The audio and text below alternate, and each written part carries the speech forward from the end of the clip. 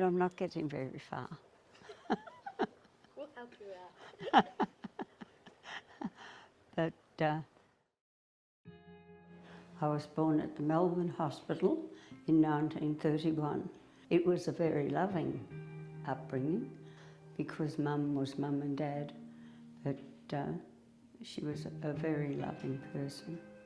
When Dad left Mum, she had no money, he didn't pay her any money, and the only place that she had to go was her father's holiday hut at South Morang, and we lived there until my sister was 6, ready to go to school. The only really good memory I've got is that June and I used to walk across the paddock to get the milk, and Mum had a stick with a white flag on it so she could check us. I left school.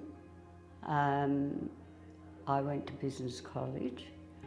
Then I got a position in Flinders Lane. I worked for a firm called Australia Silk Knit. That was the only job I ever had before I got married. I met Stan. He was at a boys' brigade camp at Mount Evelyn, and we were up there for the weekend. We walked down to the Oval, and Stan was at a sports meeting there.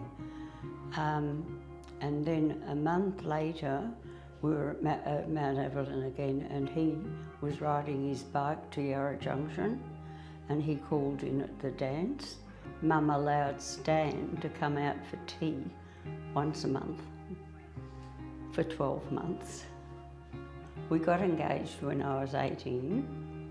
It was a big family affair.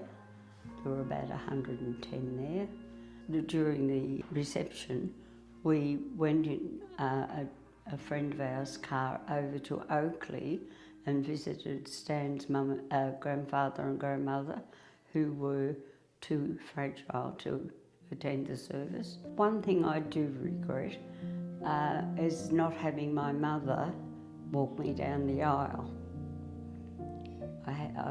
Not having a dad, but I had an uncle. But if it was today, I'd have Mum. We were living in half a house with 3 children, all in one room, and it was only a veranda built in.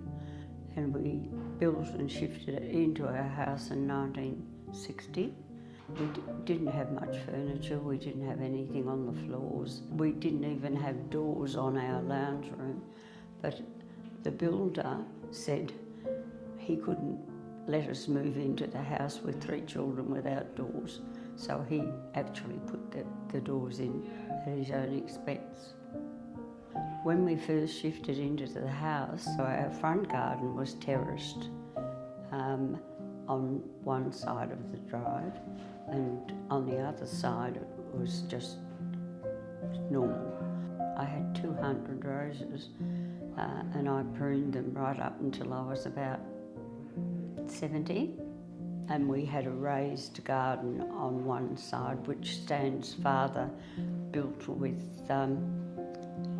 bricks, and I had mainly odds and ends in that one, like bulbs and all that sort. Then down the back, about 50 feet from the back fence, I had a garden with a fish pond.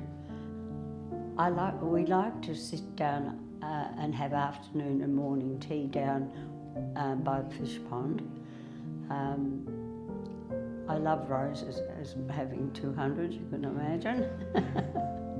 I liked all bulbs. I had probably 200 Christmas lilies and lots of other bulbs.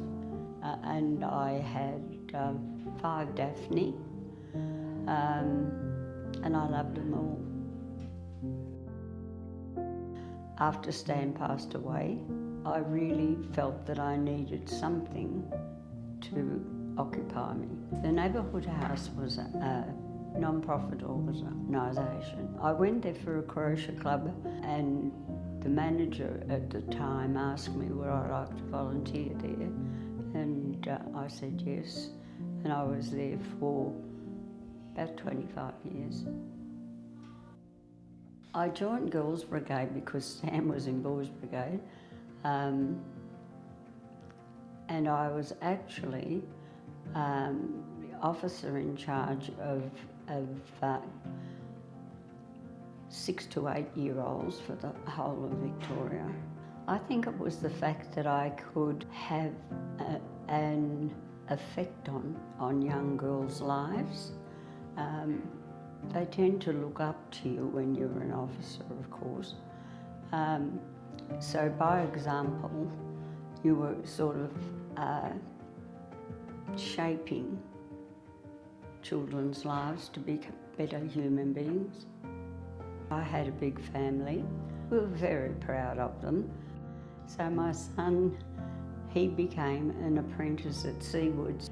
Jeanette, she used to do the maps for the Board of Works. She would draw the maps for Board of Works, and Heather worked for her father. But I think seeing them grow up to be responsible adults who got married and had children, and I think sort of the grandchildren were the greatest gift we received from them. Well, I had 3 boys in Queensland. 1 was an angel, 2 were devils.